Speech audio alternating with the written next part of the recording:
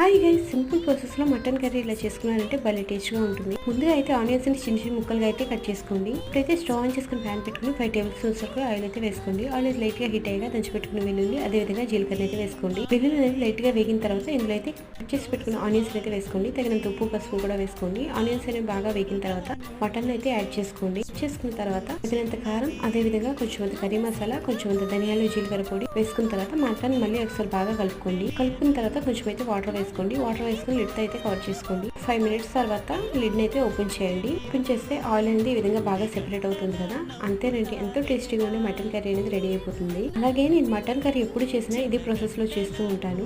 అలాగే నేను మటన్ అయితే ఒక 1 మంత్ వరకు ఇలా ప్రొసీజర్ చేసి స్టోర్ చేస్తూ ఉంటానండి. చాలా ఫ్రెష్ గా ఉంటుంది. వీడియో కావాలంటే ఖచ్చితంగా కమెంట్ చేయండి, నేనైతే షేర్ చేస్తూ ఉంటాను మీకు. మటన్ కర్రీ అయితే చాలా బాగా వచ్చింది. మీరు ఎవరైనా ఇలా ట్రై చేయకపోతే తప్పకుండా ట్రై చేయండి. Please subscribe to my channel. Thank you so much for watching.